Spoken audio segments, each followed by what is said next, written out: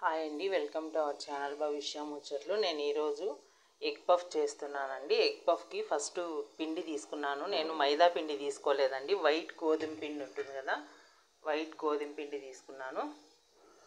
First పిండి తడిపేసి పెట్టుకుంటానండి. కొంచెం ఉప్పు, కొద్దిగా ఆయిల్ వేసేసి వాటర్ వేసి కలిపేసుకుందామండి.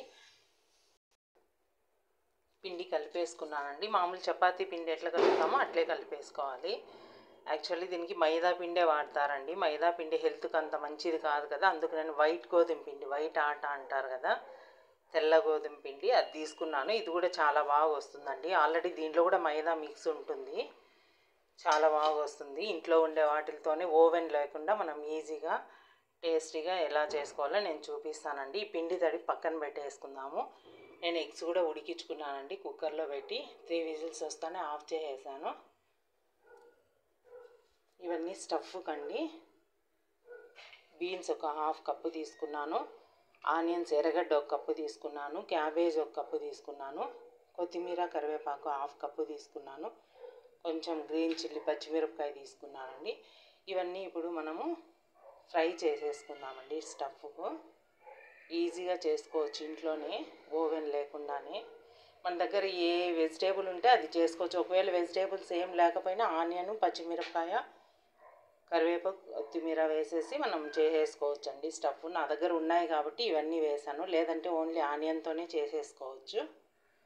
నేను ఇప్పుడు ఇవన్నీ ఫ్రై చేసేసుకుంటాను. నేను 1 స్పూన్ ఆయిల్ వేసినానండి. ఆయిల్ వేడైంది. ఇప్పుడు కొంచెం ఆవాలు వేస్తున్నాను,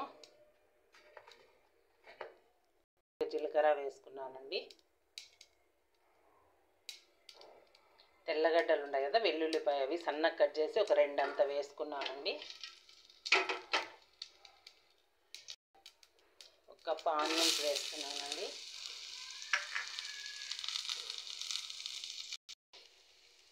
కప్పు క్యాబేజ్ కూడా వేస్తున్నాను. కొంచెం బీన్స్, కొత్తిమీర, కరివేపాకు అన్నీ వేసేసి కొంచెం సాల్ట్ వేసి వేయించేసుకున్నాము. కొంచెం గ్రీన్ చిల్లీ, పచ్చిమిరపకాయలు, కొంచెం సాల్ట్ వేస్తున్నానండి, చూసి తర్వాత వేసుకున్నాము. ఇదంతా కలిపేసి కొద్దిసేపు మూత పెట్టేస్తానండి. సిమ్లో కొద్దిగా మీడియం ఫ్లేమ్లో పెడతాము, లేదంటే మాడిపోతుంది. మధ్య మధ్యలో కలపాలండి. ఒక 50% కుక్ అయితే చాలు మనకు. చూద్దామండి, మళ్ళీ మేము అడుగంటకుండా మధ్య మధ్యలో కలుపుకోవాలండి. కొంచెం వేగనిద్దాము, మళ్ళీ మూత పెట్టేద్దాం.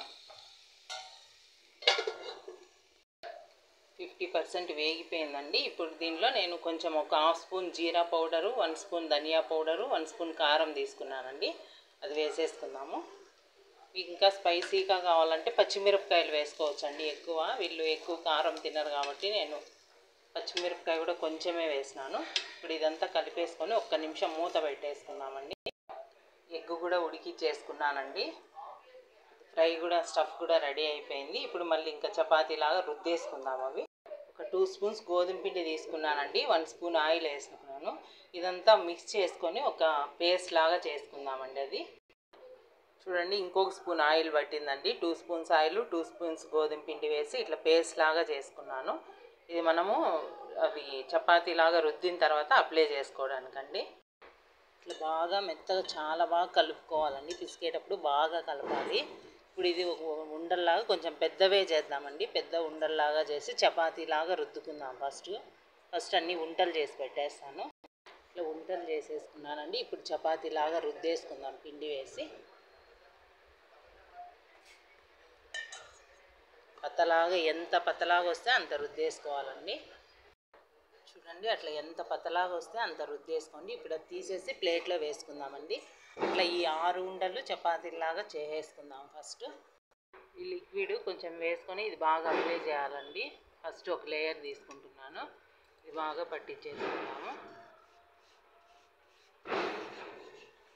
ఇలా అంతా అప్లై చేసి ఇప్పుడు ఇంకొక లేయర్ వేసి మళ్ళీ అప్లై చేద్దాము. ఇట్లా 6 to 10 లేయర్స్ చేసుకోవచ్చు అండి, మన ఇష్టము. ఇప్పుడు ఇది మళ్ళీ అంతా అప్లై చేసుకుంటాను. చూడండి, చూడండి ఇట్లా మళ్ళీ అంతా అప్లై చేసుకొని మళ్ళీ ఇంకొకటి వేసుకున్నాము. ఇవన్నీ అన్ని లేయర్స్ మొత్తం ఒకదాని మీద ఒకటి ఇట్లా ఈ లిక్విడ్ వేసి మొత్తం అంతా అన్నీ ఇట్లా ఫోల్డ్ చేసుకున్నానండి. ఇప్పుడు ఇంకొంచెం ఉంది కదా, ఇది కూడా వేసేసుకుందాం. దీనిలోనే వేసేసి అన్నీ ఫోల్డ్ చేసి మళ్ళీ రుద్దుకోవాలండి. ఇట్లా 6 to 10 లేయర్స్ వేసుకోవచ్చు, మన ఇష్టము. ఎన్ని లేయర్స్ వేస్తే అంత బాగా లేయర్స్ వస్తుందండి. చూడండి ఇటువైపుకి ఇది ఫోల్డ్ చేయాలి. నెక్స్ట్ ఇటువైపు నుంచి ఇట్లా ఫోల్డ్ చేసేసుకున్నాము.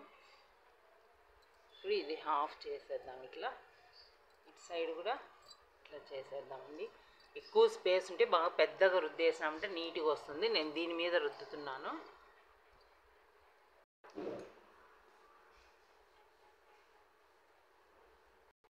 ఇట్లా మళ్ళీ ఇట్లా ఫోల్డ్ చేసుకోవాలండి. ఫోల్డ్ చేసేసుకొని ఇట్లా మళ్ళీ ఇట్లా 5-6 టైమ్స్ రుద్దుకోవాలండి దీన్ని. ఇది ఇట్లా రుద్దేసుకున్నానండి. ఇప్పుడు 6 టైమ్స్ రుద్దాను ఇట్లా ఫోల్డింగ్ చేసి. మనం ఎన్నిసార్లు రుద్దితే అంత బాగా వస్తుందండి. ఇప్పుడు నేను దీన్ని మధ్యలోకి ఇట్లా కట్ చేసుకుంటున్నాను. కట్ చేసేసి స్క్వేర్ షేప్లో కట్ చేసుకుంటున్నాను.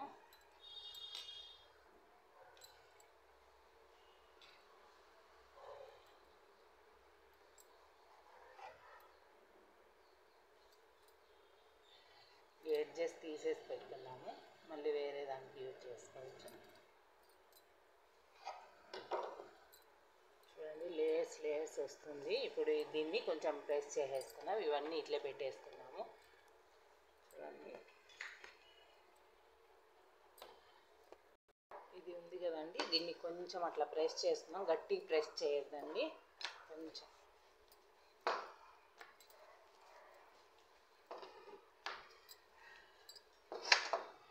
స్టఫ్ పెట్టేసుకున్నాం కొంచెము. దీని మీదనే ఇప్పుడు ఎగ్ ఉంది కదా, హాఫ్ ఎగ్ పెడుతున్నాను. ఇట్లా ఫస్ట్ లేయర్ని లాగుకుందాం కొంచెము. ఇట్లా ఒక లేయర్ లాగి దీని మీద పెట్టేసాను. ఇట్లా 4 సైడ్స్ పైన చిన్నగా లాగినామంటే ఒక లేయర్ వచ్చేస్తుంది. ఇట్లా కొంచెం తడి అద్దుకుందామండి. తడి అద్దుకొని ఇట్లా అనేసి ఫోల్డింగ్ చేసుకుందాము. ఈ గ్యాప్స్ ఏం లేకుండా ఇట్లా ఫిల్ చేసుకోండి, ఆ స్టఫ్ బయటికి రాకుండా. ఇప్పుడు ఇవి కూడా అన్నీ అట్లే చేసేసుకుందాము. చూడండి అన్నీ ఇట్లా చేసి పెట్టుకున్నానండి. ఇప్పుడు ఇది ఆయిల్ పెట్టేసుకొని డీప్ ఫ్రై చేసేసుకుందాము. మామూలుగా అయితే ఇట్లా చేసేసుకొని ఓవెన్లో పెట్టేసుకుంటారండి. ఓవెన్ అవసరం లేదు, నీట్గా వస్తాయి. ఇప్పుడు చేసి చూపిస్తాను. కాకపోతే కొంచెం ప్రాసెస్ ఉంటుందండి, లేట్ అవుతుంది. ఇప్పుడు ఆయిల్లో డీప్ ఫ్రై చేసేసుకుందాము. ఆయిల్ పెట్టేసుకున్నానండి. డీప్ ఫ్రైకి ఆయిల్లో వేసేసుకున్నానండి. కొంచెం ఆయిల్ హీట్ అయిన తర్వాత మీడియం ఫ్లేమ్లో పెట్టుకోండి, బాగా వేగుతుంది. చూడండి బాగా వేగిపోయాయండి. ఇంకొంచెం వేగనిచ్చి తీసేసుకుందాము. తిప్పేసుకొని ఒకసారి తీసేసుకుందాము. బాగా ఫ్రై అయిపోయినాయండి. ఇప్పుడు తీసేసుకుందాము. మళ్ళీ కొన్ని వేసుకున్నానండి, ఇవి తీసేసుకున్నాను. చూడండి ఎంత బాగా వచ్చినాయో. మనకు ఓవెన్ అవసరం లేదండి. అయితే కొంచెం ప్రాసెస్ పడుతుంది, రుద్దడము కొంచెం లేట్ అవుతుంది. 5 to 10 టైమ్స్ రుద్దినామంటే బాగా లేయర్స్ వస్తుందండి. మైదా పిండి కూడా అవసరం లేదు. తెల్ల గోధుమ పిండి తీసుకున్నామంటే వైట్ ఆటా అంటాం కదా, అది సరిపోతుంది. మైదా పిండి కూడా యూజ్ చేయని అవసరం లేదు. ఇంట్లో ఉన్న వాటితోనే మనం ఈజీగా పఫ్ చేసేసుకోవచ్చండి. ఇవి కూడా వేగిపోయాయండి, తీసేసుకుందాము. చూడండి ఎంత బాగా వచ్చినాయి. కలర్ కూడా మైదా పిండి ఎట్లా కలర్ వస్తుందో ఇవి కూడా అలానే వచ్చాయండి. వీలైనంత వరకు మైదా పిండి అవి తగ్గించుకోవడమే మంచిది. ఇంకా తప్పదు రావు అన్నప్పుడు యూజ్ చేసుకోండి. నేను స్టవ్ ఆఫ్ చేసేస్తున్నాను, తీసేస్తున్నాను. మీకు ఈ రెసిపీ నచ్చుతుంది అనుకుంటున్నానండి. ఇట్లాంటి రెసిపీస్ ఇంకా ట్రై చేస్తాను, చూపిస్తాను మీకు. చూడండి ఎంత బాగా వచ్చాయి. ఇప్పుడు ఒకటి కట్ చేసి చూపిస్తాను మీకు. వేడిగా ఉన్నాయండి.